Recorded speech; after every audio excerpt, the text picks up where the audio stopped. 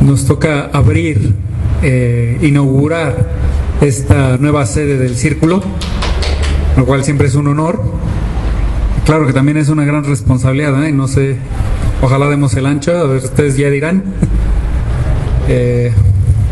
Bueno, antes que nada, hay algunos compañeros aquí que pues, ya me conocen, ya hemos estado en otras pláticas. En lo particular, sí, estudié historia, tengo ese defecto, esa manía. Lo estudié en la Universidad Nacional Autónoma de México, aquí en Acatlán, ya hace algunos años. No me pregunten cuántos tengo porque no. En realidad tengo menos de los que aparento. Bueno, esa es una. Por otro lado, desde hace más de 10 años, 15 años ya, venimos participando en algunas luchas sociales muy vinculados a los trabajadores, sobre todo a los trabajadores del sector de la energía, petroleros, electricistas, los compañeros tanto del ESME como los del SUTERM. Claro, los democráticos ni remotamente nos hemos vinculado con la parte corporativa, con los charros, pero bueno, han sido luchas difíciles y bueno, también lo que hemos podido aportar con lo poco que tengamos de historia, pues bueno, ahí lo vamos aportando. Y ahora nos toca aportarlo aquí, en la colonia, bueno, en Azcapotzalco, ¿qué colonia era, perdón? San Juan, Tlihuaca.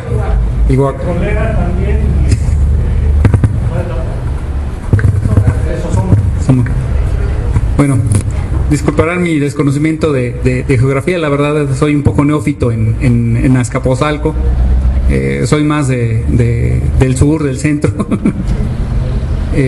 Bueno, pero por principio de cuentas, creo que sería importante. Cuando me contactaron los compañeros, me referían que querían algo vinculado al asunto del acuerdo transpacífico, cómo poder abordarlo. Yo les decía, bueno, miren, ahorita para que sea alguna cosa que podamos aportar y alguna cosa que realmente nos sirva para ir forjando conciencia, para ir motivando a la gente a que investigue un poquito, que entienda un poquito por qué resulta problemático este tipo de acuerdos, este tipo de iniciativas.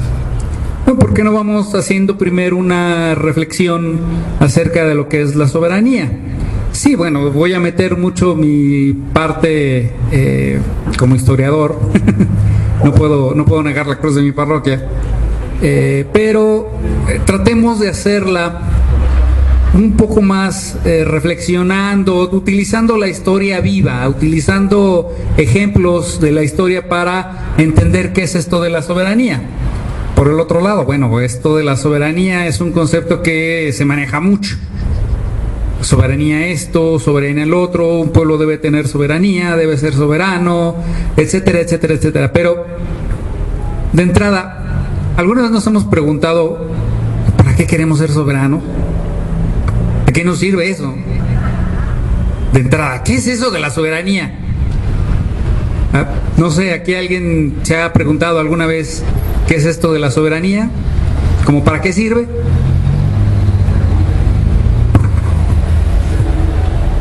Para ser libres, por una parte. Está relacionado la autogestión, la libertad, la autogestión, nuestro propio gobierno. Este es un concepto clave, nuestro propio gobierno. Dicen los estudiosos de la ciencia política que la soberanía es un concepto con el cual se estudia o se comprende, mejor dicho,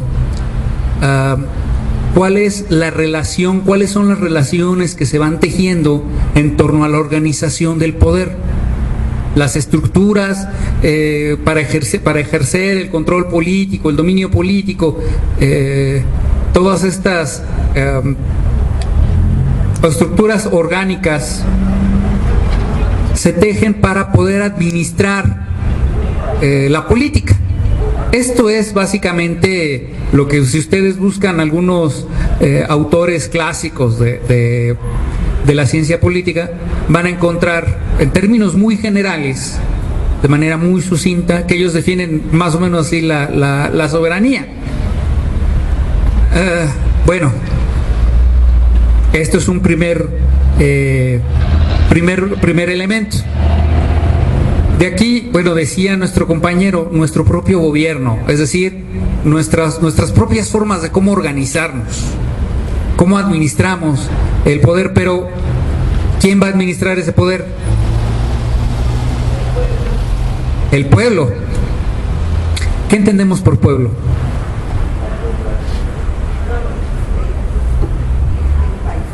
La población, los habitantes de un país, en efecto. Hay, dentro de la teoría política, la soberanía no es una sola forma, no hay una sola forma de soberanía, sino que hay muchas determinadas. Bueno, el concepto de soberanía, debo decirles que, bueno, lo vienen escribiendo más o menos desde el siglo XVI, XVII, por allá de 1500, 1600, ya tiene algún tiempo, y verán que pues ha transformado. En ese sentido, pues bueno, muchos autores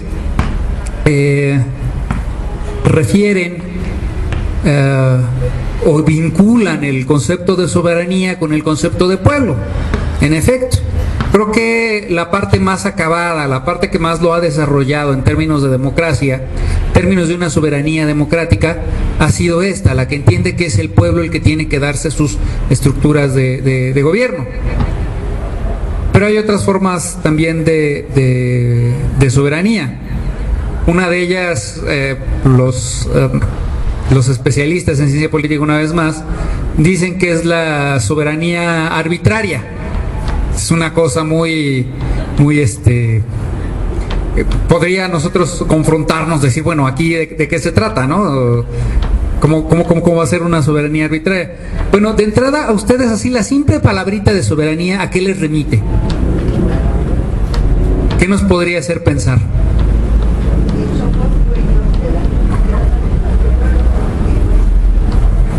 Dueños de las decisiones del pueblo, sí, por una parte.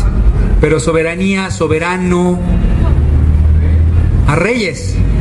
En efecto, se genera este concepto cuando todavía gobernaban, cuando todavía en el mundo gobernaban de manera absoluta los reyes. En el siglo XVI, XVII, todavía estaba muy fuerte en el mundo la lucha entre los señores feudales y los monarcas, los reyes, que de una u otra manera querían apoderarse del poder político completo, quitarle todo su poder a los señores feudales y quedárselo ellos mismos.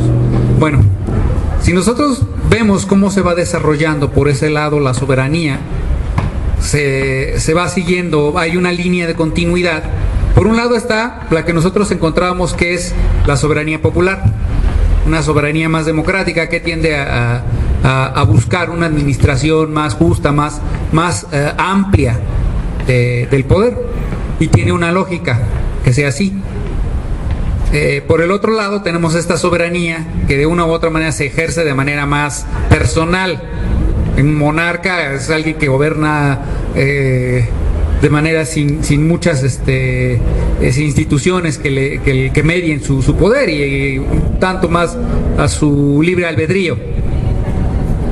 En ese sentido vamos a encontrar una serie en la práctica, una serie de personajes, una serie de personas, una serie de políticos que les gusta arrogarse el mote de que, bueno,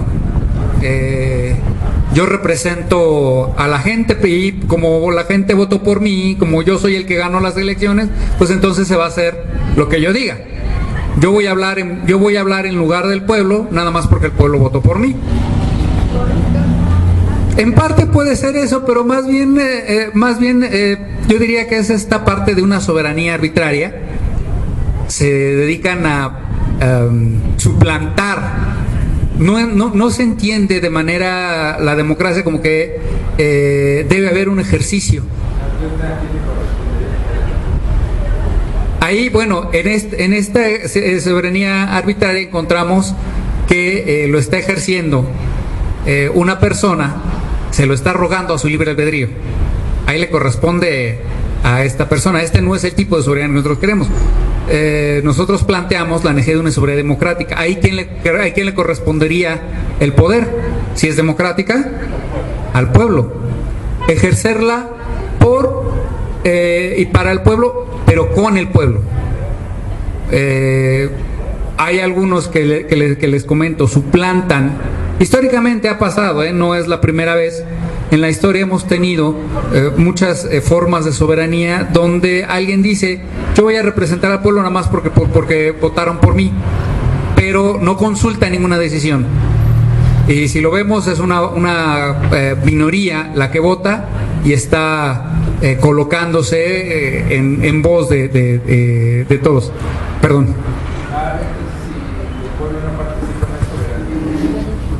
Eso es una cosa a la que nosotros tenemos que llegar con esta plática. Es una de las reflexiones a las que quiero ir.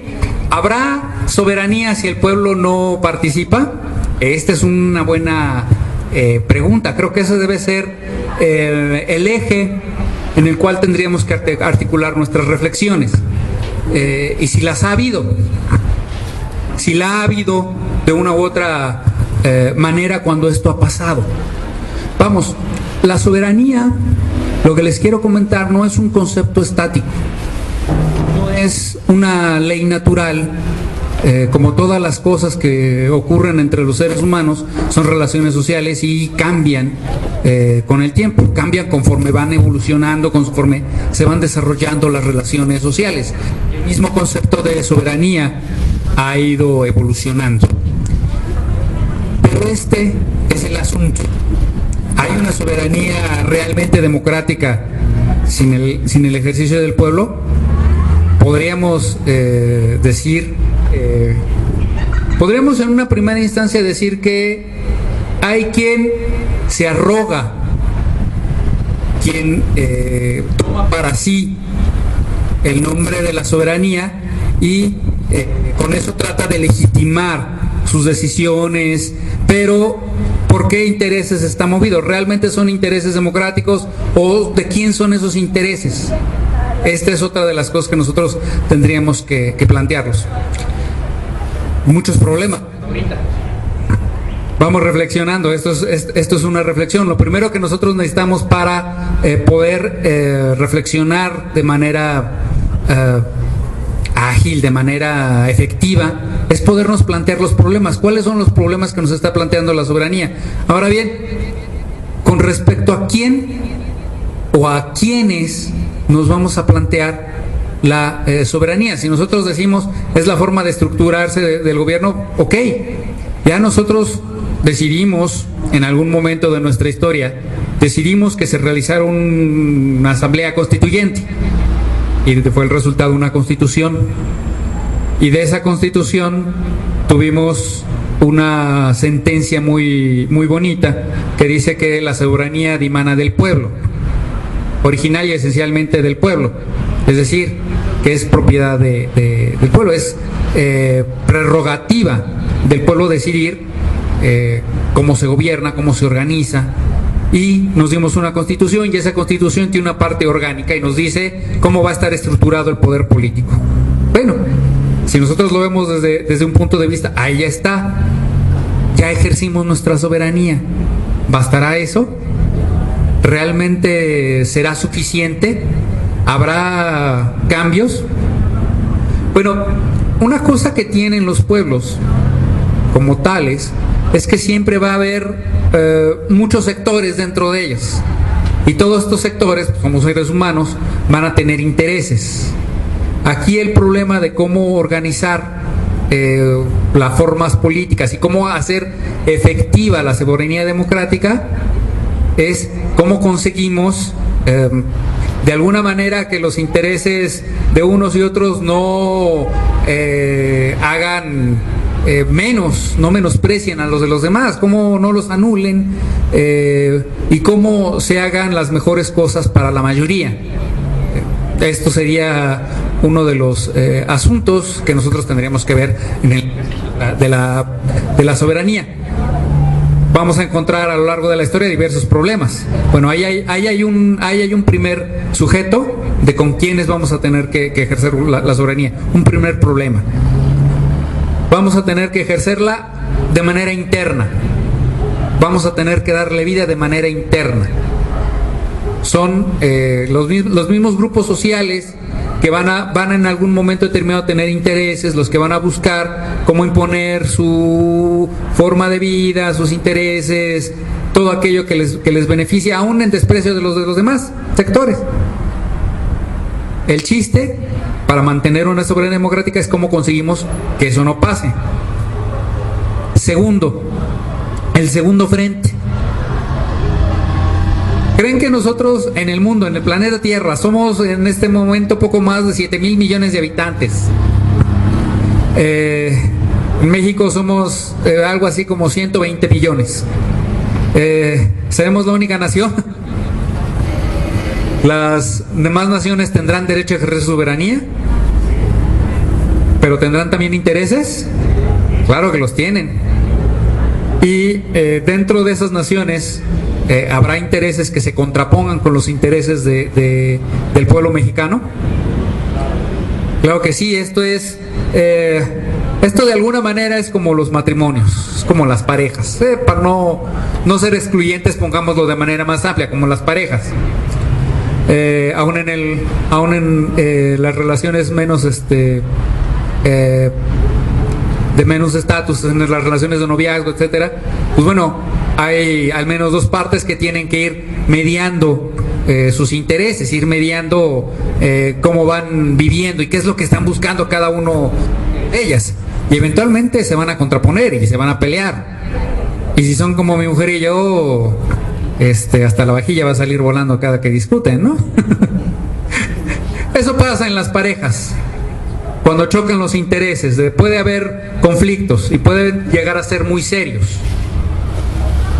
Pero hay maneras de dirimirlo, hay formas. Y muchas de esas formas pueden llegar al grado de la imposición. Y será bonito que yo a una novia, a una esposa, una amante, etcétera, una pareja, le imponga yo mis decisiones. No, ¿verdad? Va a ser imponer mis intereses. ¿Cómo evitamos que esto ocurra? ¿Cómo evitamos que este tipo de llegar a este tipo de situaciones ya no lo veamos nada más en la cuestión de la pareja? Trasladémoslo al concierto mundial, al concierto de las naciones. ¿Cómo evitamos que una nación le imponga intereses, le imponga decisiones a otra? ¿Cómo lo hacemos? Tratados es una forma. Bueno, ya en un caso extremo puede ser la guerra, ¿no? Pero va a ser igual, va a ser más o menos el mismo caso que teníamos el ejemplo de las parejas, como cuando hay violencia intrafamiliar. Va a ser un caso muy similar, el caso de las guerras. Bueno, en primer lugar, nosotros sí tendríamos que tener muy claro que para que no nos impongan intereses, tenemos que también llevar el ejercicio de una soberanía en el plano exterior. Tenemos que desarrollar no solamente hacia adentro, es decir, hacia México, la noción de cómo organizarnos para cómo organizar el poder político para poder ejercer una soberanía realmente democrática. Y lo mismo pasa hacia afuera del mundo. Antes, hace algunos años, hablaban de que cada nación era libre de decidir, de tener sus propias decisiones, ¿no? No había necesidad de ser intervencionistas y este tipo de cosas. Bueno, esta es una política. Si recuerdan, hace algunos años México tenía esta política de no injerencia en las decisiones de otros países, y tampoco se suponía que era una cosa recíproca. No se debía permitir la injerencia de otras naciones en los asuntos internos, en los asuntos políticos de los mexicanos.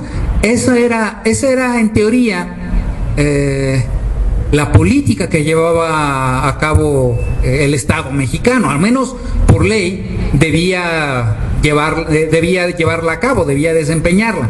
Esa era una de las cosas que se planteaban o que se plantearon en el derecho internacional mexicano. Tenemos estos dos flancos. Y si nosotros vemos actualmente, hagamos una valoración. Ya vimos qué tipo de soberanía preferimos. Preferimos una soberanía más amplia, una soberanía democrática que sea con y para el pueblo. Por el pueblo, con el pueblo y para el pueblo. Este es un principio básico, ¿no? Que debemos ejercer el pueblo de alguna manera la presión suficiente para que la política, el control político, las decisiones del país sean en beneficio de las mayorías. Esta es una. Pero también en el aspecto internacional, ¿cómo le hacemos para poder convivir con los pueblos del mundo sin afectar nuestra soberanía? Si nosotros hacemos una valoración de todos estos elementos y lo llevamos al momento actual, nosotros podemos decir que hay una soberanía democrática, una soberanía popular en este momento. ¿Por qué? Las élites locales por un momento pueden interferir en el desarrollo de una soberanía democrática. Los gobiernos extranjeros también pueden desarrollarlo, pueden interferir en los asuntos internos de una nación. Y bueno, si nosotros decimos las élites locales, vamos por partes, las élites locales, ¿cómo interfieren en que realmente se lleve a cabo, se realice una soberanía popular, una soberanía democrática?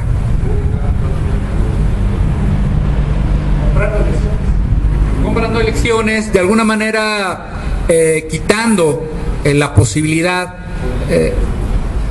exacto, cambiando las decisiones, evitando que haya una decisión efectiva, que haya un derecho, hacer efectivo el derecho a elegir al propio gobierno. Esa puede ser una manera muy burda de cómo internamente un tipo de grupos, un tipo de clases sociales internas van a interferir en el mismo desarrollo de una soberanía democrática. Bueno, este es un punto.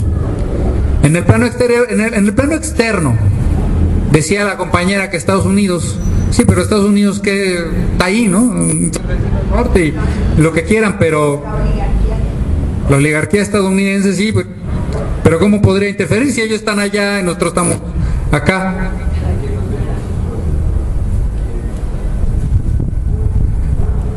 Mediante el comercio. Comercio desigual. Así es, de alguna manera interfiriendo en comercio desigual y interfiriendo en decisiones de cómo vamos a administrar nuestros propios recursos.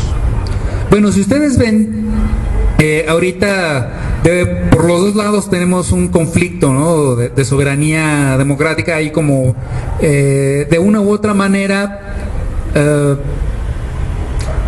elementos que la van dinamitando, que la van socavando, que la debilitan. Podemos llegar a esta conclusión provisional en este momento. Y sin embargo, no siempre ha sido así. También lo cierto es que la soberanía popular, la soberanía de los pueblos, puede ejercerse de manera desigual dependiendo la época. Va a haber amenazas más fuertes, va a haber respuestas para reafirmarla más intensas, o va a haber ataques cínicos muy descarados en determinados momentos. Es una cosa que se va construyendo, no es una cosa acabada. Es una cosa que se debe ir transformando, ir modificando a lo largo de los años. Pensemos en cómo se ha ido construyendo la soberanía popular en el caso de México. Veámoslo por el lado primero de la cuestión interna. Veámoslo del lado de lo que hemos tenido que trabajar dentro del territorio mexicano para construir esa soberanía. Hagamos nada más un pequeño recuento. De manera interna, ¿qué conflictos, qué cuestiones han significado algún cambio, ya sea para bien o para mal, en la construcción de esta soberanía popular? ¿Cuál sería el primero que nosotros podíamos recordar? El más antiguo desde que surgió la nación mexicana, desde que surgió hace 200 años la nación mexicana al mundo. El primer conflicto, el primer movimiento significativo que interviene en la soberanía nacional, la independencia. ¿Por qué? Pues es el movimiento que de entrada dice, bueno, de aquí en adelante nosotros ya no vamos a ser una colonia, una dependencia de España. Nosotros de hoy en adelante como pueblo mexicano creemos que podemos gobernarnos, podemos darnos nuestras propias instituciones y podemos gobernarnos a nosotros mismos. Ese es el primero.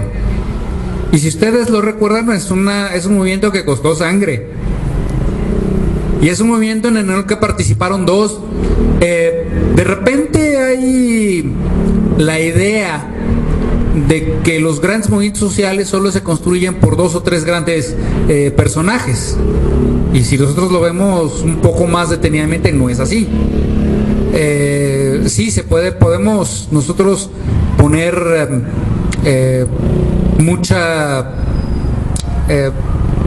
podemos reconocer de manera muy amplia el papel que desempeñaron gente como el cura Hidalgo, Morelos, los Galeana, los Bravo, etcétera, ¿no? Hay una serie de personajes. Pero si nosotros lo vemos, no estaban solos. Cada uno de estas personas, bueno, hay algunos historiadores que hablan de que en su camino hacia la Ciudad de México, el cura Hidalgo había reclutado, el descontento era tan grande entre el pueblo novohispano, entre el pueblo que entonces quería ser pueblo mexicano, era tan grande que cerca de 200,000 personas se unieron a un solo ejército. Imagínense, en esa época que México no tenía más de 10 millones de habitantes, que 200,000 personas se unieran, nada más en el camino de lo que es de Guanajuato, Querétaro, Hidalgo hacia lo que hoy es la Ciudad de México. En ese camino que se junten alrededor de 200,000 personas, nada más para luchar por una independencia. Bueno, esto es significativo. Estos personajes, la corregidora doña Josefa, Leona Vicario, todos los que se les puedan ocurrir y que han pasado por las estampitas de la secundaria, fueron importantes por algo, porque tuvieron detrás de sí una idea, un sentimiento, interés de todo un pueblo. Y este pueblo de alguna manera lo trató de ejercer. Aquí hay un elemento que nosotros tenemos que tomar en cuenta sobre cómo se establece la soberanía. La soberanía, si nosotros estamos hablando de que hay distintos grupos dentro de una sociedad, hay distintos intereses, cada uno de estos grupos representa un interés particular, de una u otra manera, para que prevalezca el interés de uno solo o para que prevalezca el de todos, sí hay que tener algún método de cohesionar a toda esa sociedad. Y en muchas ocasiones esa cohesión tiene que ser por la vía coercitiva, es decir, por la vía armada. A veces va a tener que ser de esa manera. La historia nos demuestra esto, ¿no? Se ha hecho de esa manera. Esperemos que no, nosotros quisiéramos que no tuviera que ser así, que nunca más tenga que volver a ser así, pero en el pasado de México sí ha sido así. Sí ha habido la necesidad de imponer la voluntad de todo un pueblo mediante la fuerza. En su momento fue así. Este es nada más un primer momento. Ha habido otros en los que ha tenido que, de una u otra manera, ha tenido que irse reconstruyendo esa soberanía popular. Otro gran momento interno que significó una amenaza interna a la soberanía popular. ¿Se les ocurre alguna otra? Ya decíamos, la independencia fue el primero, es el que nos da origen como nación independiente en los últimos 2 siglos. Bueno, esa ya sería una amenaza externa. En parte, yo ahí lo pondría como en términos mixtos, porque sí hay un componente interno, sí hay una necesidad interna, pero yo diría que ahí el componente externo es más fuerte, y quisiera tomar ese ejemplo un poco más adelante cuando ver eso. Las leyes de reforma. Bueno, yo diría que fue la revolución de reforma, de entrada. Así es, se separa a la Iglesia del Estado. Recuerden que la primer forma de soberanía que nosotros tuvimos como pueblo fue la Constitución de 1824. Esa Constitución de 1824 sí establecía lo que hoy es el artículo 39, sí lo incluía y lo que quieran, pero también, entre otras cosas, incluía que la forma del Estado mexicano iba a ser un Estado, pues no confesional, pero que sí iba a haber una religión oficial. Sí decía que la religión oficial en México tenía que ser la católica, y teníamos que profesar la fe católica como buenos mexicanos. Esa era una cuestión, pero no nada más ahí. Recuerden que la Iglesia anteriormente llevaba el control de muchas cuestiones poblacionales, de muchas de las políticas, de lo que hoy llamamos políticas poblacionales, políticas demográficas. Era la Iglesia quien las llevaba adelante, era la Iglesia quien lo desarrollaba. ¿Te querías casar? Bueno, pues el registro era en la iglesia, había que ir a hablar con el cura, había que caerse con el padrecito y esperar a que te diera su bendición y te quisiera casar. Si tenías un hijo tenías que registrarlo, no había un registro civil, había que ir a registrarlo, había que ir a bautizarlo para que su alma se salvara también. Bueno, esa es una de las posibilidades que nos da la Revolución de Reforma. De alguna manera separa a la Iglesia y al Estado, nos da una posibilidad mucho más amplia, nos da la posibilidad de ser diversos, de cada quien pensar de una manera distinta, nos da esta libertad, la Revolución de Reforma, pero también sentó muchas de las bases para que no fuera la Iglesia la gran concentradora de la riqueza. Por ese lado también es un gran cambio, es decir, una revolución, una gran transformación social, la época de la reforma, de las leyes de reforma. Y también fue un conflicto que duró bastante tiempo. De hecho, si nosotros empezamos a revisar que este periodo de la reforma comienza con la destitución de Santa Anna en 1856, 1855, 56, nosotros vamos a ver que incluso hubo un momento en el que hubo una gran confrontación violenta entre mexicanos, entre grupos de alguna manera enfrentados, y todos eran mexicanos. De un lado los defensores del conservadurismo de la Iglesia, y del otro lado los defensores de las leyes de reforma. Era una confrontación, y lo más curioso es que la misma gente que apoyaba, muchos de los funcionarios liberales que promovían las leyes de reforma, muchos de los funcionarios, de los políticos que promovían las leyes de reforma, que veían como una necesidad del pueblo mexicano, promover las leyes de reforma, pues eran gente que también practicaba su fe católica y que tenía su devoción, estaba en su derecho. Del otro lado también había quien decía, no, es que las leyes, la separación del Estado y de la religión no debe ser una cuestión de identidad. Bueno, a final de cuentas se consiguió, hay una gran transformación, hay un gran viraje, se organiza de manera distinta el Estado mexicano y se hace esta decisión entre lo que es el poder de la Iglesia, lo que es lo que es esta separación, que incluso en la misma Biblia lo dice, ¿no? En política, lo que es de la política, lo que es para los seres humanos. Lo que es de César, al César. Y lo que es de Dios, a Dios. Hay que hacer esta gran separación. Pero también fue un ejercicio de soberanía, de construir esta soberanía. ¿Algún otro que se les ocurra? ¿Algún otro momento en el que haya habido que cambiar las cosas, que reconstruir lo que entendemos como soberanía del pueblo?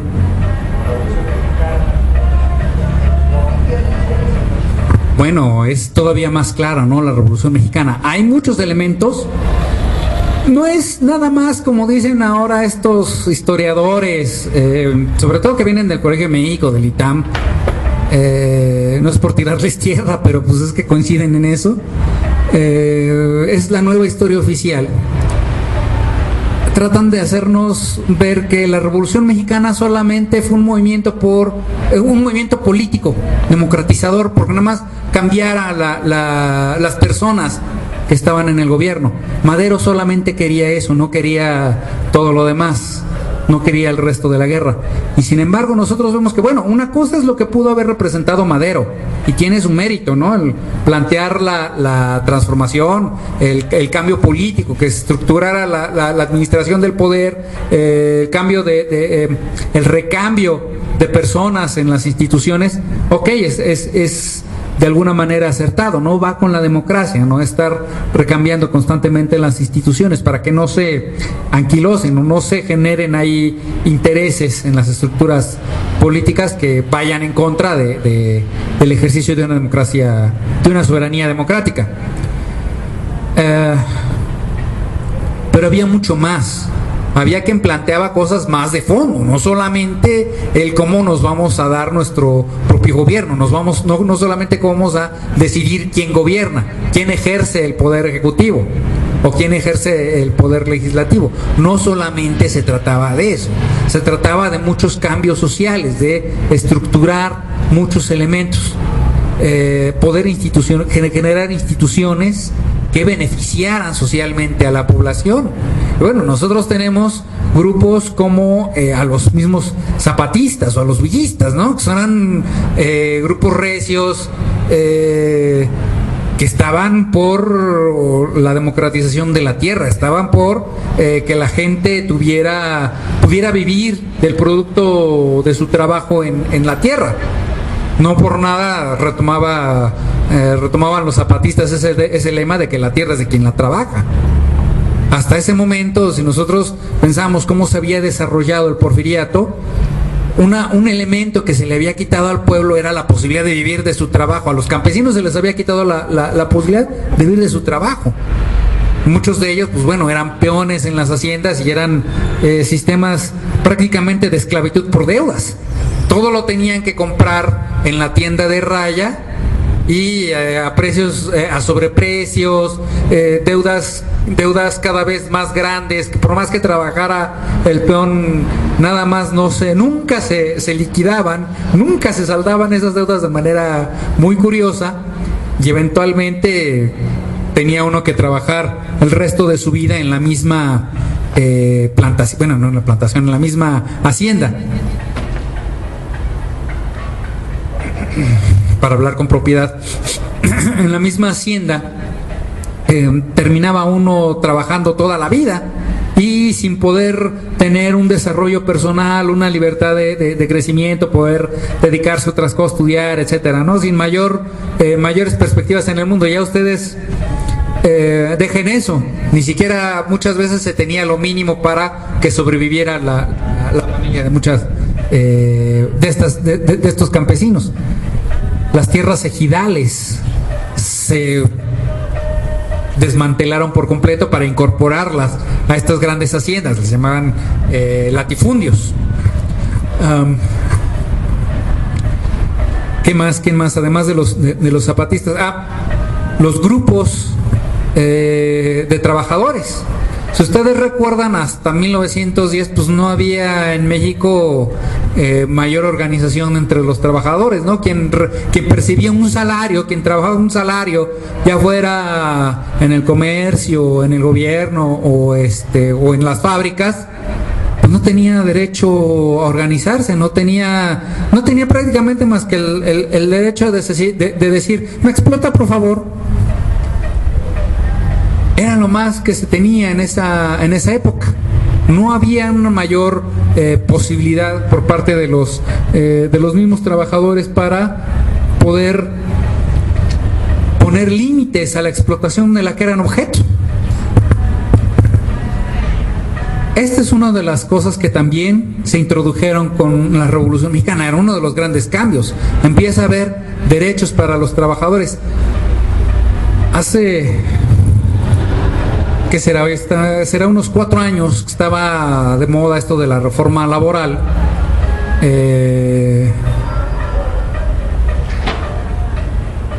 Bueno, hay cosas que a veces se repiten, pero bueno. Comentaba yo, les comentaba a algunos compañeros, bueno, es que hasta 1917 el único derecho que tenían los trabajadores era llegar a pedir empleo. Lo único que decía la Constitución en los artículos 4 y 5 era que los mexicanos teníamos derecho al trabajo, pero nada más. Y por ahí decía que también podían tener una remuneración, pero no la aseguraba. O sea, derechos a limitar la jornada, olvídense. Que el salario fuera remunerativo, tampoco lo piensen. Seguridad social, menos. Derecho de huelga, ni se les ocurra. Aquí en la empresa es para los que quieren trabajar, no para los que vengan a grillar. Así les decían a los trabajadores. Entonces yo no sé por qué me recuerda esos tiempos.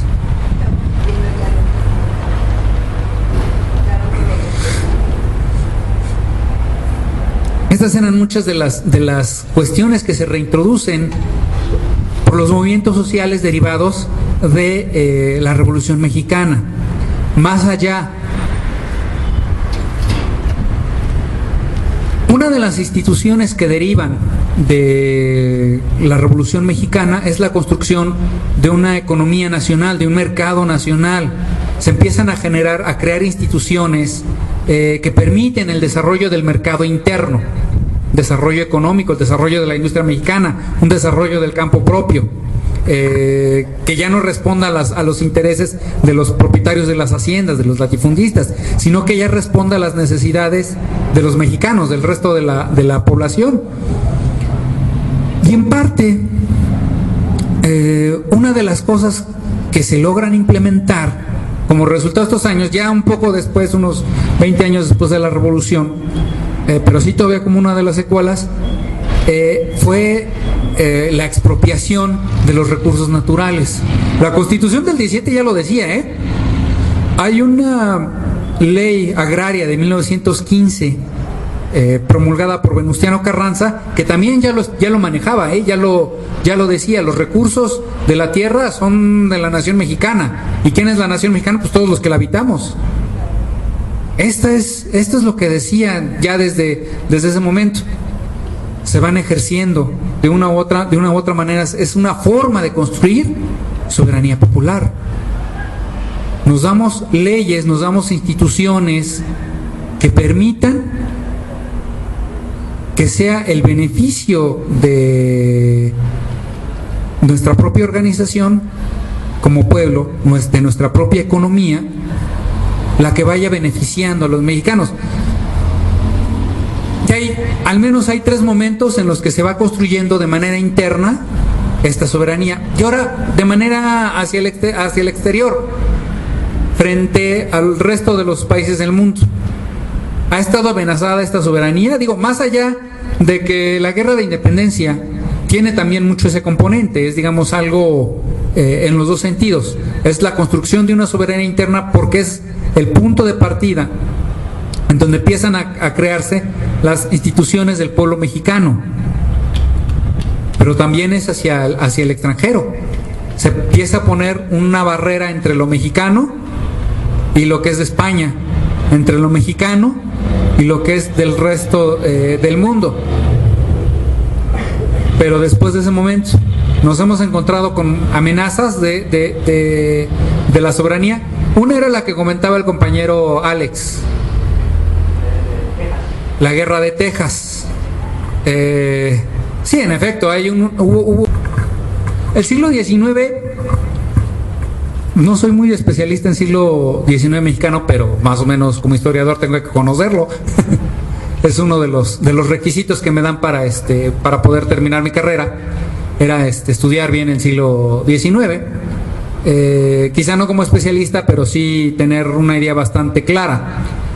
Y el siglo XIX es un momento en el que la soberanía mexicana encuentra muchas trabas. Ya mencionábamos aquí al menos dos momentos, que es el de la independencia y la guerra de reforma. Pero también fue un momento en el que incluso mismas regiones del país, estados de la República, se planteaban construir una soberanía para sí mismos. Se plantearon ese problema en algún momento. Bueno, si México en su momento creó una soberanía frente a España, ¿por qué nosotros no creamos una soberanía frente al resto del país?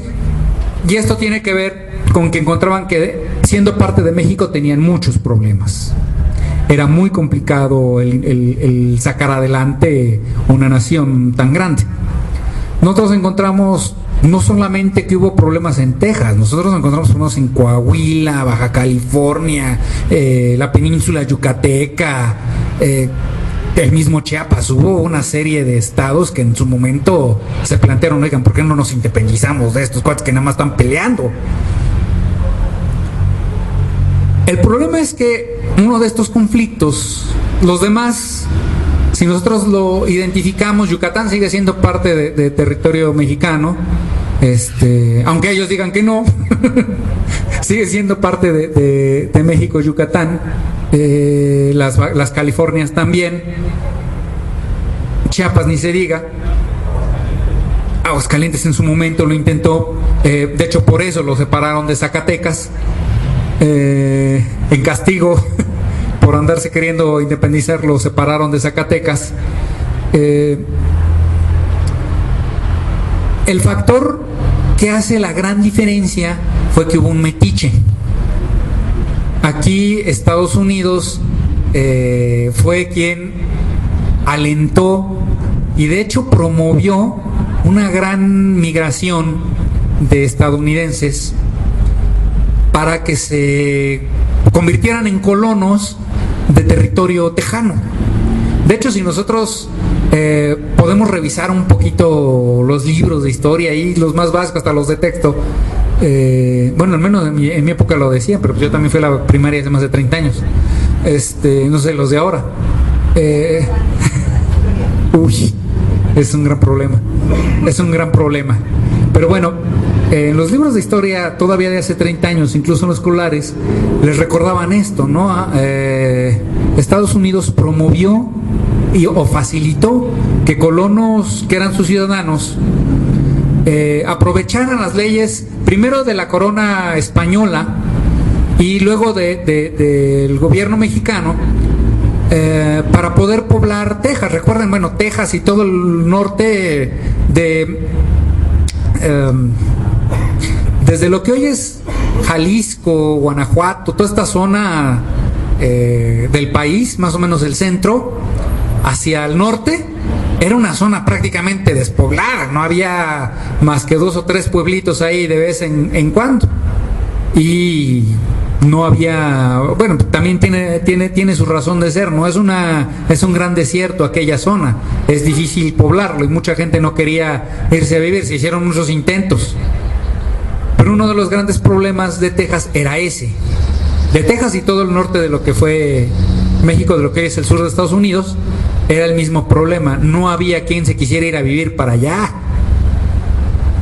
Y pues uno de los problemas, una de las políticas para poblarlo era, bueno, démosle chance a alguien que sí quiere venir a trabajar la tierra, le entregamos una tierrita, la única condición es que sea católico.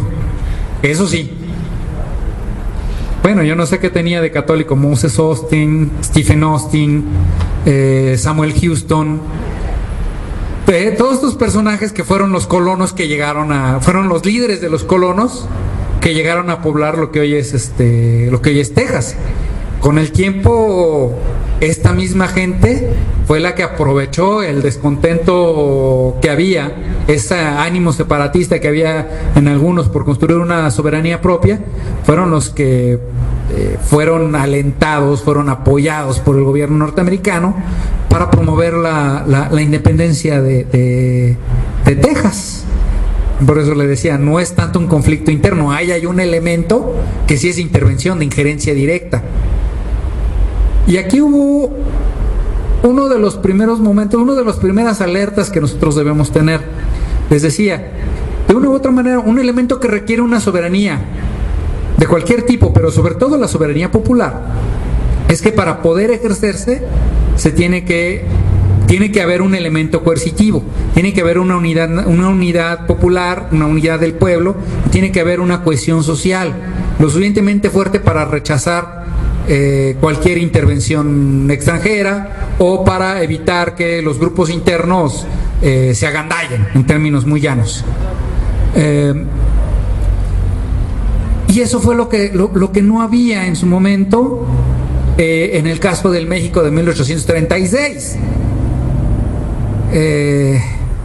Si nosotros vemos qué fue lo que pasa en aquella guerra de Texas, cualquier cantidad de errores,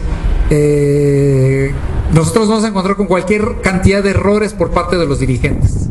Quien tenía que ejercer en ese momento el derecho, que hacer válida la soberanía del pueblo, pues bueno, cometió cualquier cantidad de errores, voluntarios o involuntarios.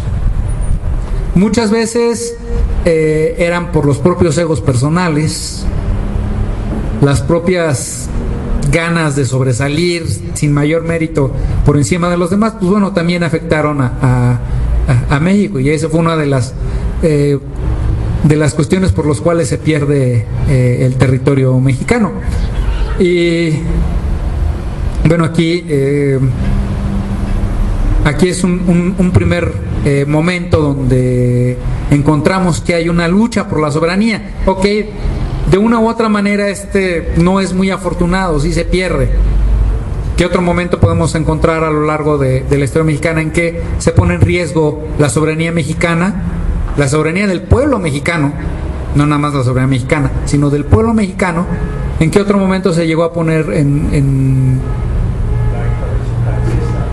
la intervención francesa? Y de hecho, durante 3 años fuimos de una u otra manera un protectorado, de 1864 al 67, aunque la intervención viene desde el 62, los franceses llegaron desde el 62, pero desde el 64 hasta el 67 México tuvo un gobierno impuesto por una gran potencia en ese momento, que era Francia. Ahí habría alguna posibilidad de un ejercicio soberano. No, ahí se estaba realizando una interposición, había una sustitución, digamos, de los personajes. Ahí la soberanía no la tenía el pueblo mexicano. ¿Quién la habrá tenido?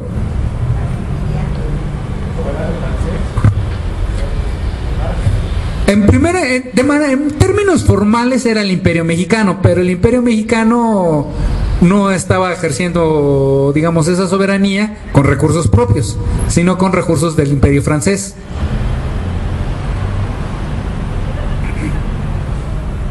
Cuando yo era joven, bueno, más, cuando yo era un adolescente, pues mis primeros trabajos fueron en el comercio, de mesero, dependiente de tiendas, etcétera, etcétera. Y los patrones tenían una máxima, sobre todo cuando llegué a trabajar de mesero, que se me quedó muy grabada: el que paga manda. Aquí, ¿quién habrá ejercido realmente una soberanía en el caso de la intervención francesa? ¿El pueblo de México? ¿El imperio? ¿O Francia?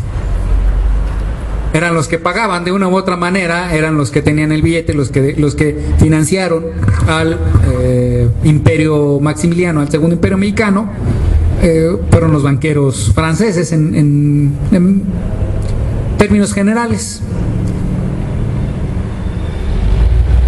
Y aquí hay una gran diferencia.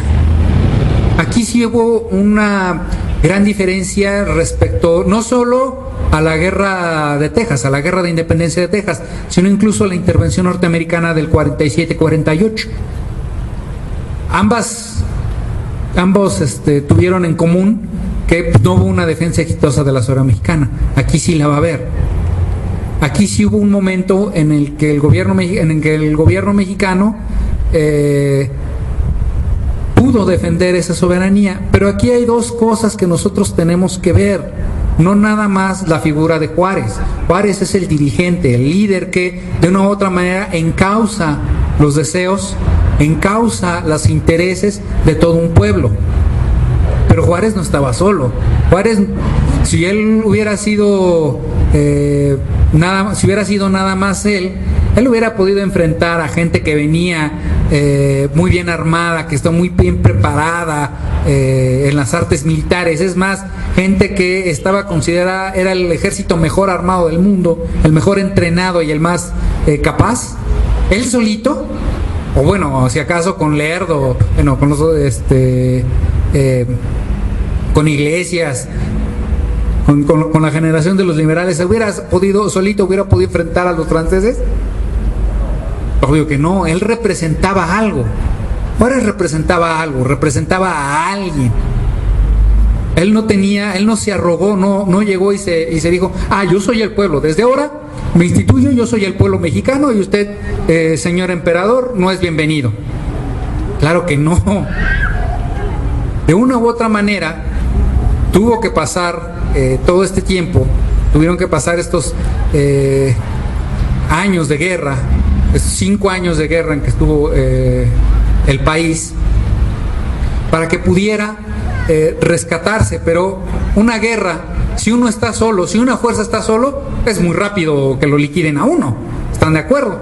Más un ejército tan poderoso lo hubieran liquidado de manera muy acelerada. Tiene que haber algún tipo de apoyo.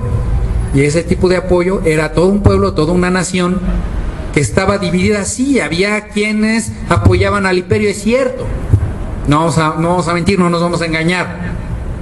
Pero no era una parte mayoritaria. La parte mayoritaria, la parte que tenía de una u otra manera el interés de que México ejerciera una soberanía propia, era la parte mayoritaria, y la ejerció. No se quedaron cruzados de mano. Hubo una serie de actos heroicos de toda una nación. No nada más, actos heroicos no nada más se trata de estas acciones de participar en la batalla, meterme en medio de los balazos y tratar de derrotar al otro, ¿no? Al francés. No, los actos de resistencia fueron muy variados. La misma gente buscaba las maneras de cómo resistir a los franceses, no comprarles productos a los franceses, no venderles, no relacionarse con ellos, y muchas veces les costaba la vida o sacarles información, etcétera, ¿no? Fueron muy variadas los métodos, incluso apoyar, ya sea darle vestido, comida, proveer de lo que se pudiera a los combatientes. Cosas que podían llevarle a uno a perder la vida si se enteraba el generalote francés encargado de la plaza, ¿no? Cosas muy simples, muy sencillas, pueden convertirse en actos heroicos en este tipo de situaciones, ¿no? Es ejercer una soberanía. No necesitamos, no es necesario que todos empuñemos nada más un rifle, un arma para poder defender una soberanía o hacer un acto de defensa de la nación. Hay muchas otras formas y muchas de ellas pacíficas.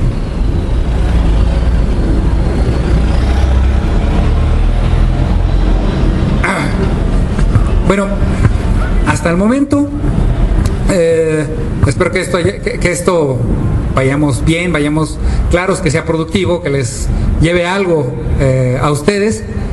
Y yo quisiera concluir esta disertación, esta breve reflexión,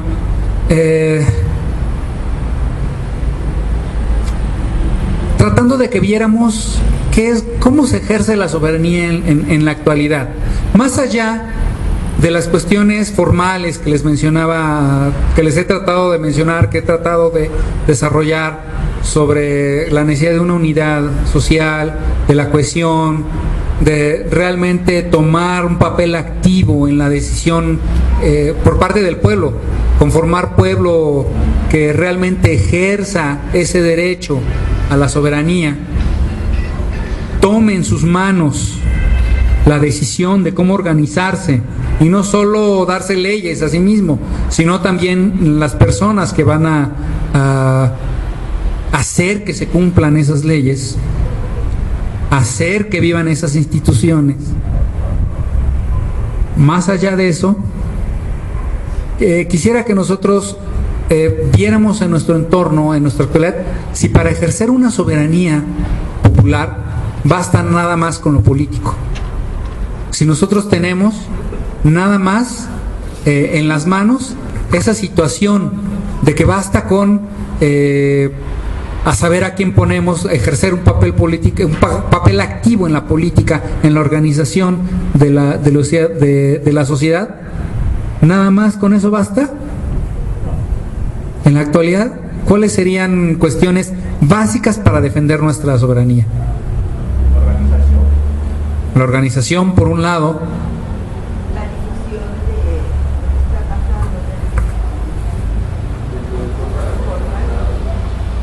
¿Boicot, perdón?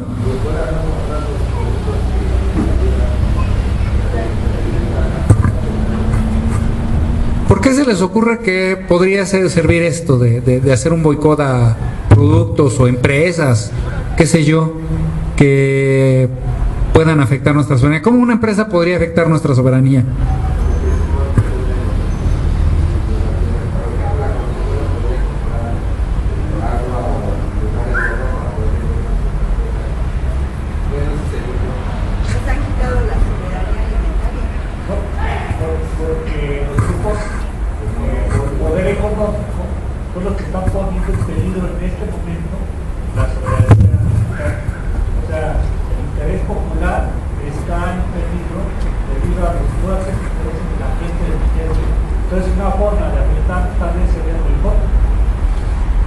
Es una forma, en efecto. Por esto que mencionaba el compañero Alex, las grandes corporaciones, muchas de ellas vienen de otros países. Bueno, mencionaban a la Coca-Cola.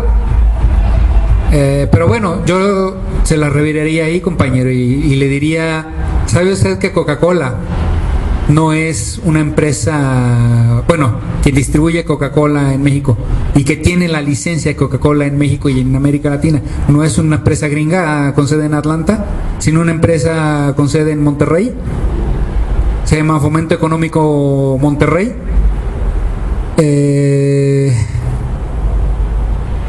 Es una gran empresa transnacional también, FEMSA. No es nada más la Coca-Cola. Hay también poderes económicos internos que pueden ir en contra de esa soberanía.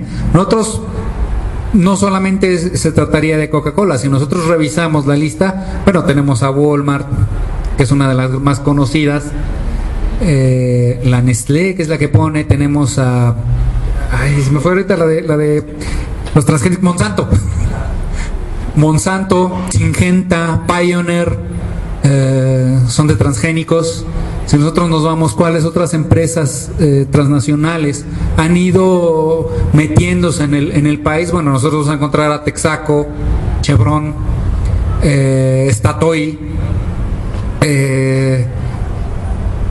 Total, todas estas empresas del sector energía, bueno, Edesa, gas natural, todo este tipo de empresas que vienen del extranjero y que, bueno, si fuera un comercio, si fuera de alguna manera un intercambio que pudiera resultar benéfico tanto para los pueblos de origen, para los pueblos de donde vienen esas empresas, como para nosotros, bueno, pues a todas margaritas, ¿no? sería una cosa muy buena. Los bancos, Santander, BBV, Citigroup es Banamex aquí, bueno, una serie de grupos, si se dan cuenta, se apropian de recursos estratégicos, si se apropian realmente para beneficio del pueblo mexicano, no, se apropian de manera que nosotros podamos decidir qué vamos a hacer con estos recursos. No. Bueno, un ejemplo muy rápido. Ustedes saben que en 2013, perdón, se aprobó esta reforma energética, esta reforma que básicamente es la apertura completa a la privatización del sector petrolero y del sector de la energía. Ya en términos globales, la electricidad ya muy pronto cada quien va a poder contratar con la empresa de electricidad que ustedes quieran, les va a poder dar el servicio, la que ustedes digan. Eso es lo que están diciendo. Técnicamente no es tan así, pero bueno, eso es con lo que vendieron su reforma energética. Pero si nosotros vemos qué fue lo que pasó ahí, bueno, en aquel momento, en aquel escenario 2012, 2013, pensemos cómo estaba el mercado petrolero en ese momento. El barril de petróleo lo estamos vendiendo a $100. A nosotros nos costaba extraerlo del suelo como $7 nada más. Es decir, había una renta, una ganancia de $93 más o menos. Entonces viene a tener una cosa bastante considerable. De entrada, nosotros tendremos que pensar, ¿tuvimos realmente acceso a que el pueblo mexicano fuera beneficiario de esa renta petrolera? Ahí es un primer problema. Cuando se estaba dando, estaba discusión algunas instituciones. Así es, había algunas instituciones que se había dado el Estado mexicano que todavía se veían beneficiadas, ¿no? Funcionaban gracias a esa renta petrolera. Pero muchas otras decisiones del mercado petrolero no eran tomadas desde ahí. Una decisión muy soberana hubiera sido, ¿saben qué? En este momento, 2012, 2013, ahorita no es rentable construir infraestructura, no es lo rentable manejar, operar la estructura que tiene que ver con la refinación y el procesamiento de los petrolíferos. Está bien, es cierto, pero ¿saben qué? Va a llegar un momento en el que sí lo sea. Va a llegar un momento en el que el precio del petróleo baje y sea muy lucrativo, sea muy beneficioso para el país tener los mecanismos para poder procesar ese recurso natural, y nos va a generar mayor cantidad de divisas. Ya no solamente podemos tener un mejor abastecimiento interno, sino que incluso en el mercado externo podemos obtener mejores divisas, una mejor cantidad de recursos económicos, financieros, van a poderse obtener si nosotros, en lugar de estar vendiendo petróleo crudo, empezamos a vender gasolina cuando el precio del petróleo baja. ¿Qué pasó? Decían que incluso cancelaron una refinería que iban a hacer, porque nada más hicieron la barda. Cancelaron nada más por sus pistolas, porque les iban a quitar el negocio a las compañías transnacionales que querían traer. No construyeron una refinería. ¿Qué pasó? Actualmente el precio del petróleo está como por $24, $25. Ahorita sí, se vuelve muy lucrativo, se mueve muy rentable el procesar, el refinar el petróleo, el vender combustibles. Tienen mucha ganancia, es un mercado con mucha ganancia. Pero ¿qué pasó? México se quedó sin la disposición. Se fue la oportunidad de construir una refinería. Eso de que se fue la oportunidad es un decir, porque bueno, es una cuestión. Tener un abasto energético siempre es un recurso estratégico, igual que lo es la tierra, igual que lo es el agua y lo que es la electricidad, son recursos estratégicos, y eso siempre es oportuno de alguna manera ejercer soberanía popular, crear condiciones, crear instituciones, crear legislación para poder regularlos de manera que beneficie al pueblo mexicano. Siempre es oportuno generar ese tipo de instituciones. Por eso nomás decía, es un decir eso de que fue la oportunidad, porque la oportunidad de negocios ahorita es para todas las empresas que quieran empezar a vender gasolinas en México. Se explican aquí ahorita un poquito por qué el primer sector que van a abrir dentro del petróleo es el de las gasolinerías, y ya nos amenazan con que el próximo año se van a abrir gasolinerías de la que ustedes, de la marca que ustedes quieran. Bueno, este tipo de decisiones son las cosas que nosotros tenemos que tener muy claro, que es la parte económica, la parte de los recursos estratégicos donde viene dilapidándose más, donde puede erosionarse más, con mayor facilidad, esta soberanía nacional. Vean lo que ha pasado con el Telecán. Vean cómo, en lugar de estar produciendo alimentos para el mercado nacional, en lugar de producir, de ser autosuficientes en maíz, tenemos que tenemos que importar la mitad del maíz que consumimos, siendo que es la tierra originaria del maíz, ¿eh? La primera vez que se sembró, que se cultivó el maíz, cuando se domesticó el maíz, fue en lo que hoy es el Valle de Tehuacán, en Puebla, hace 3,000 años. Y hoy hay que importar la mitad del maíz que se consume. Esa es una muestra de lo que pasó con el Telecán, y es cómo pueden este tipo de decisiones, cuando las decisiones comerciales, decisiones económicas y de mercados estratégicos, de actividades estratégicas, no se toman con un ejercicio soberano, cuando permitimos que nos excluyan, vean lo que ocurre. Este es el espejo que yo quiero que tengan muy presente cuando se empiece a discutir, cuando empiecen a ver de manera más profunda este tipo de acuerdos, este tipo de información que se va a dar en torno al acuerdo transpacífico. Nada más les informo, así de manera muy rápida. Soy parte de un grupo de trabajadores que hemos estado tratando de reconstruir una organización en México, una organización que es la Federación Sindical Mundial. Es una organización, una central de trabajadores, central sindical internacional. Es la central más vieja, quizá ya no la más grande, la de mayor membresía, pero sí la más antigua, y la que siempre ha mantenido un carácter de estar con la clase trabajadora, de no apartarse de la clase trabajadora, de estar con los intereses de la clase trabajadora en todo el mundo. Por esas mismas relaciones, hace un par de meses, en noviembre del año pasado, me fue posible asistir a un encuentro que se conmemoraban los 10 años del ALCA, y llegaron gente de toda América Latina. 10 años de que aquella reunión en Mar del Plata, donde el gobierno de Estados Unidos tuvo que decir, ¿saben qué? Esto está muy difícil, los pueblos de América no quieren el ALCA, tenemos que cortar por lo sano.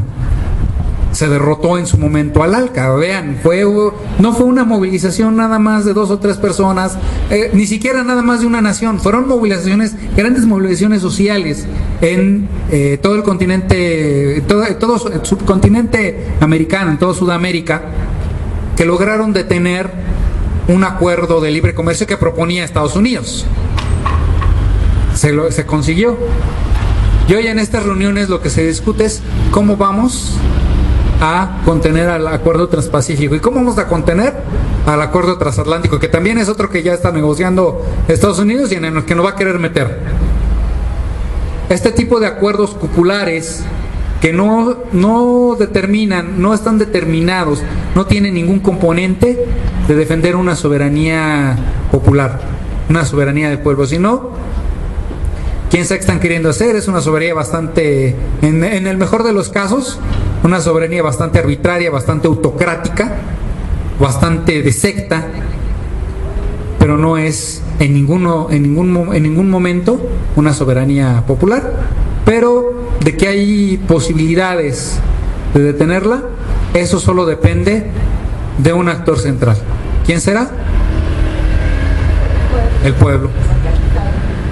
Muy bien, yo les agradezco y les doy las gracias a los organizadores, a ustedes por asistir y aguantar el frío. Y creo que a pesar del frío puede ser un ejercicio exitoso de los miércoles. No sé si va a ser todas las semanas o cada quincena. Cada miércoles. Bueno, espero que sea bastante exitoso, que logren superar el frío. No haya muchos enfermos mañana. Así que, pues bueno, yo quedo a su disposición.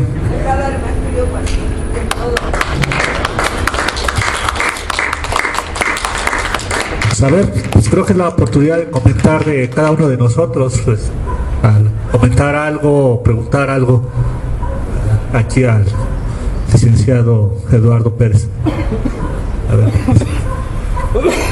Bueno, recordando lo que pasó con Maximiliano, que era tan difícil derrotarlo y los mexicanos nos unimos y pudimos hacerlo. Yo creo que es el momento propicio para que esto vuelva a ocurrir. ¿Sería posible que nos pudiéramos unir para evitar que nos quiten lo que todavía no nos quitan de México o recuperarlo mejor?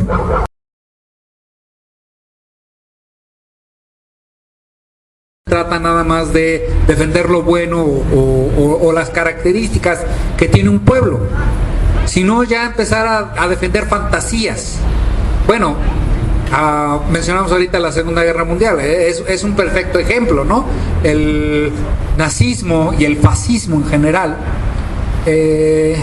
son un gran ejemplo de lo que era defender razas, así como a los perros, que no existían, son fantasías, ¿no? Todo esto de que entre los seres humanos hay razas, son completas fantasías, y sin embargo movieron a mucha gente a luchar por esas ideas y a caer en posiciones muy enfermizas, ¿no? Radicales, ¿sí? Esa es la otra cara. En su momento el pueblo judío fue víctima de una de estas ideas. Hoy está siendo víctima otro pueblo de este tipo de cosas. Así que también hay que saber distinguir, ¿no? No todos los judíos tienen estas ideas sionistas, no todos están con esta, como no todos los italianos ni todos los alemanes estuvieron a favor de las ideas fascistas o de las ideas nazis. Bueno, Albert Einstein era alemán y Albert Einstein salió huyendo no, pero también además salió huyendo por no estar de acuerdo con el nazismo. Hay mucha gente que no estuvo de acuerdo con el régimen nazi, y no, sin ser judía, y de hecho la mataron también, o tuvo que salir exiliada.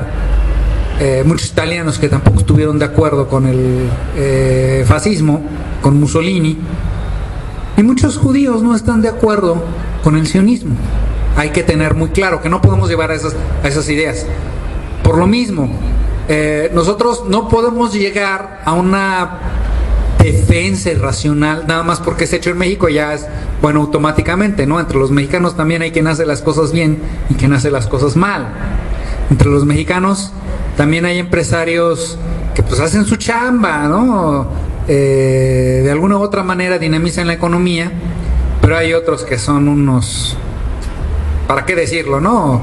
Bueno, ustedes recordarán hace algunos años este escándalo en Puebla de las botellas de coñac y de que si mi gober, todo esto, y eran empresarios mexicanos, eran empresarios nacidos en México.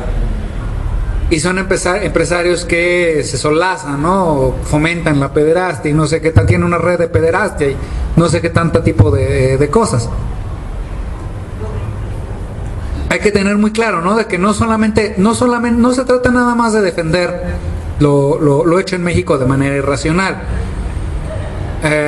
Bueno, lo mismo le diría con lo de la cerveza. A lo mejor el producto es muy bueno los trabajadores mexicanos son muy buenos en términos generales. Si nosotros nos fijamos en las manufacturas que se hacen en México, suelen ser de buena hechura. Aunque también vamos a encontrar una porquería.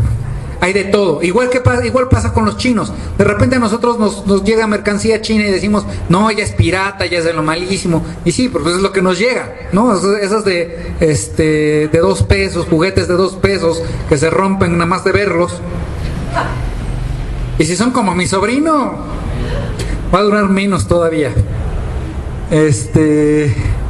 Sí, hay muchas cosas mal hechas, pero también hay muchas cosas bien hechas en China.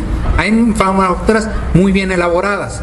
No depende tanto de la nacionalidad. Hay gente que en todos lados hay gente que trabaja muy bien, hay gente que trabaja muy mal, y va a haber mucha gente que trabaja en la media. No nos hagamos ingenuos. El problema es cómo generamos una economía, cómo desarrollamos un modelo económico que nos sirva para alentar nuestra soberanía. Claro, eso no significa cerrarse. El intercambio también es bueno. Bueno, no sé, hay una fruta muy sabrosa, ustedes la habrán visto en los últimos años, le llaman kiwi. Es verde por dentro, una forma, es muy dulce, entre ácido y dulce, una buena combinación. Esa fruta no se da en México, ni a palo se da en México. Esa es, si no mal recuerdo, es de zona de Nueva Zelanda, Australia, de zona de Oceanía. Pues bueno, allá no tienen, por ejemplo, el banano, el plátano no se les da muy bien, y el plátano también es una fruta muy rica. Se pueden complementar, digamos, las producciones nacionales. Hay cosas que no podemos producir tan bien o en la cantidad que nosotros querríamos producir o de manera suficiente. Bueno, yo no veo ningún problema, ¿no? Es intercambio. Pues el problema son los términos en los que se hacen. Si se hacen términos abusivos, pues bueno.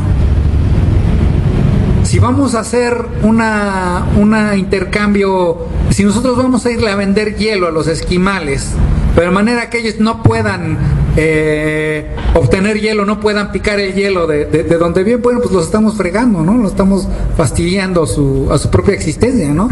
Es una cosa que nosotros tenemos que estar muy claros en qué términos vamos a permitir negociaciones y qué vamos a negociar. Lo que decías también de las cerveceras, bueno, esto es una cosa aparte y de cómo funciona el mercado mundial. No es una venta que ellos hayan querido.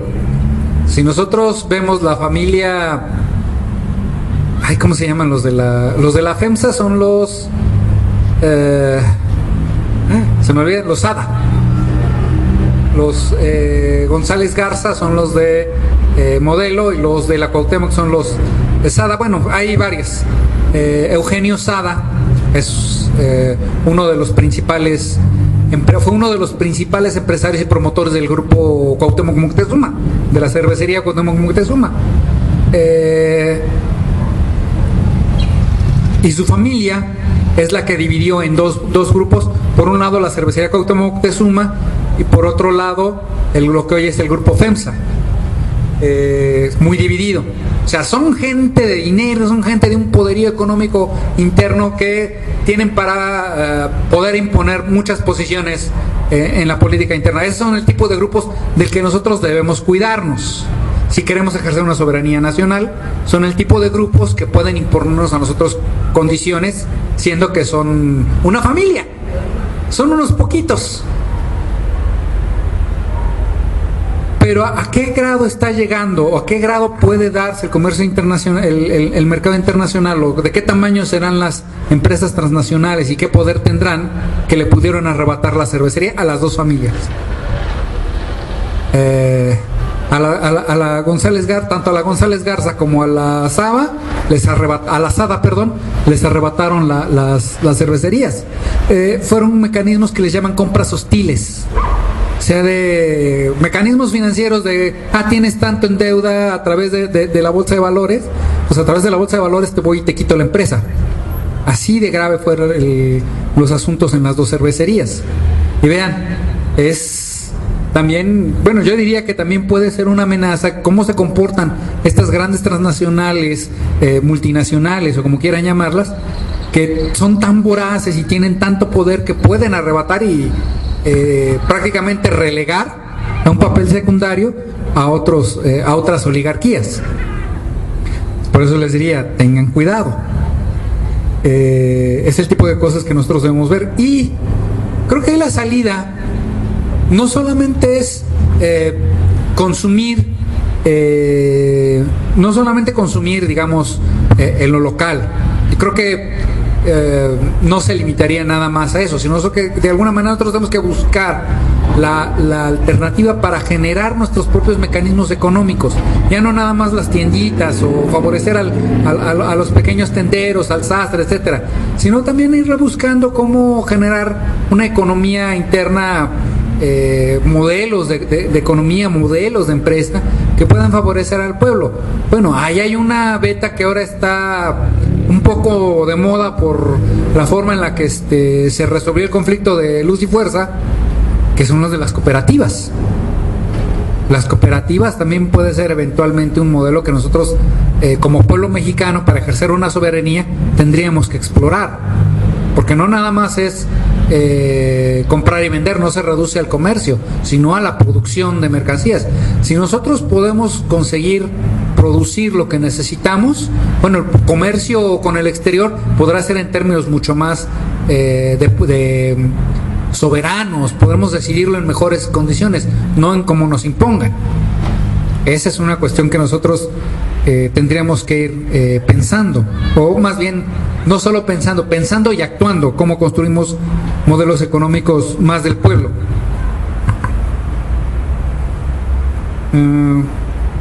Tengo una letra que diría mi madre: cuando tú escribes, solo Dios y tú sabes lo que escriben, pero cuando toca leer, solo Dios sabe lo que escribes.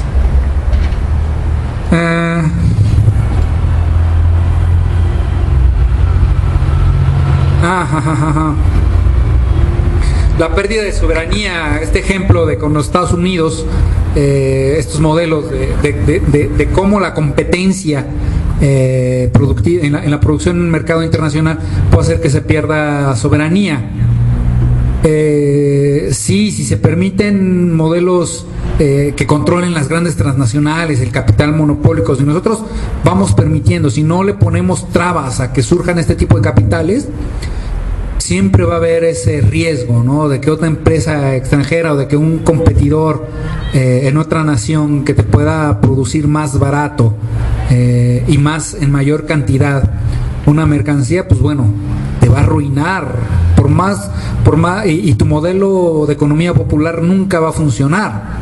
Vean, yo no pondría tanto el ejemplo de Estados Unidos con respecto a China, sino más bien pondría algo más cerca a lo que está pasando en la actualidad con el acero mexicano. El acero mexicano, ustedes sabrán que varias empresas de aceros en el país están teniendo que cerrar, incluso empresas que tienen capital, que son de capital extranjero, que son de Nueva Zelanda y de la India, están teniendo que cerrar. ArcelorMittal y Sicarsa están teniendo que cerrar sus plantas en Lázaro Cárdenas, o están teniendo que reducir su plantilla porque el acero chino viene mucho más barato, viene en condiciones muy desventajosas, no se puede competir con eso. Si nosotros quisiéramos ponerle una empresa popular a ese tipo de empresas, pues bueno, es muy probable que se la lleven al baile, ¿no? Es como establecer esos mecanismos para que no sea comercio desigual. Si nosotros nos vamos al caso de Estados Unidos, la parte más llamativa es la parte automotriz. Y si nosotros lo pensamos, cómo era la industria automotriz de Estados Unidos hace 10 años, bueno, la industria automotriz de hace 10 años, antes de la crisis de 2008, en Estados Unidos estaban en quiebra. Chrysler, Ford y General Motors, las tres grandes empresas norteamericanas de automóviles, habían sido ya desplazadas por Toyota, por Nissan y Hyundai. En el mercado de automóviles, digamos, masivos, estas empresas coreanas, japonesas y chinas habían desplazado el mercado, habían controlado ya el mercado norteamericano. Bueno, de hecho ya Chrysler ya no era una empresa netamente norteamericana, ya era Daimler Chrysler. Daimler es una empresa alemana y tenía la mitad del capital de Chrysler. Una cosa que de alguna u otra manera les ha permitido salir es que reconfiguraron su industria automotriz. Ok, quebró las grandes empresas de Detroit con la crisis, quebró Detroit, de hecho la mitad de la ciudad quedó despoblada. Se despobló la mitad de la ciudad de Detroit por ser el centro automotriz del mundo. Hoy de una u otra manera la industria automotriz de Estados Unidos se ha recuperado. Han aplicado políticas para reavivar su industria automotriz de manera interna. Y ok, estoy de acuerdo, son consorcios de capital monopólico, nosotros si lo queremos ver así, pero han podido recuperar esa soberanía en el mercado automotriz. Hoy ya no es Toyota el principal vendedor de automóviles en Estados Unidos. Si no mal recuerdo, desde el año pasado volvió a ser General Motors, Chevrolet, pues. Han recuperado de una u otra manera ese papel. Se puede, sí, si se aplican las medidas correctas, pero para eso un gobierno que está entregado a intereses extranjeros no va a ejercer una soberanía popular y menos va a tomar este tipo de decisiones. Es posible incluso en las condiciones del mercado mundial. No estoy diciendo que sea fácil, solo estoy diciendo que es posible. Y nada más para mencionar lo de los ejemplos y que tengan un poquito ese ánimo. Bueno, les mencionaba, ¿no? Hace 10 años, un ejemplo en la historia reciente en América fue esta cuestión del ALCA. El ALCA era una especie de TLC, de Tratado de Libre Comercio de América del Norte, pero en grandote, que incluía a todo el continente.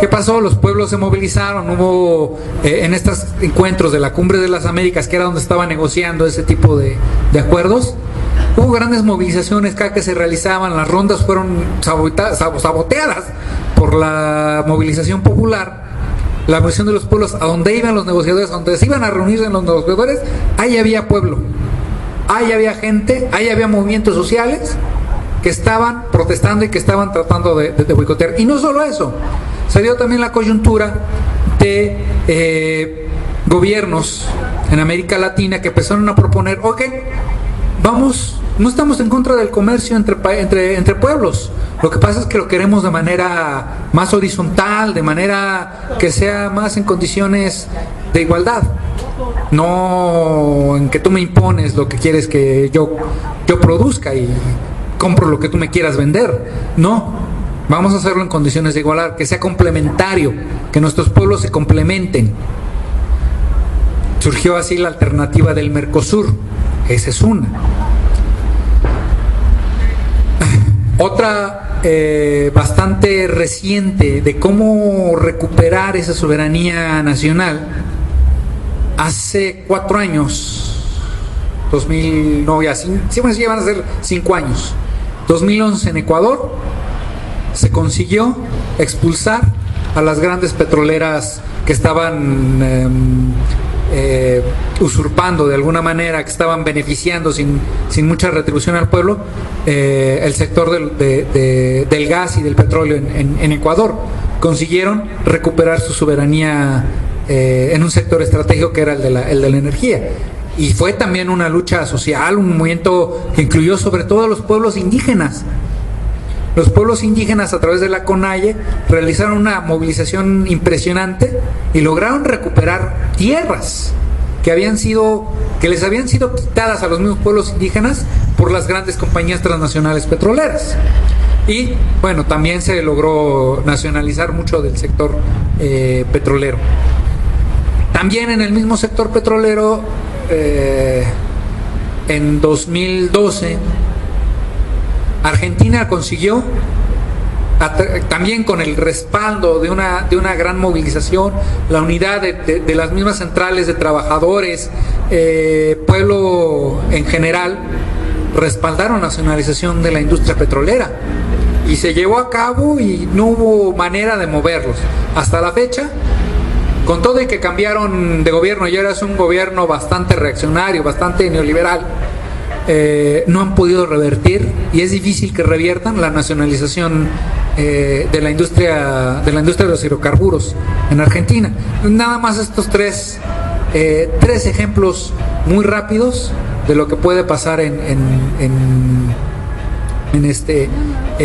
los pueblos cuando defienden su soberanía. Y nada más para concluir, nada más les recuerdo, hace algunos años hubo el intento por parte, sobre todo de empresas transnacionales apoyadas por el gobierno mexicano, de imponer la construcción de una cortina, de un embalse, de una presa en Guerrero, que le iban a llamar La Parota a esa presa. Les recuerdo que en su momento la movilización fueron movilizaciones muy intensas, populares, en que mucha gente en el estado de Guerrero y fuera del estado de Guerrero se opuso a que se realizara esa represa, que además era innecesaria y que iba a destruir el medio ambiente en toda la región, iba a quitarles el agua en otra. Logró imponerse un movimiento social ejerciendo soberanía popular. Ellos mismos decidieron que no se iba a hacer la represa y hasta la fecha no han podido hacerlo. Han intentado reactivar el proyecto y todo eso, pero hasta la fecha todavía no han podido.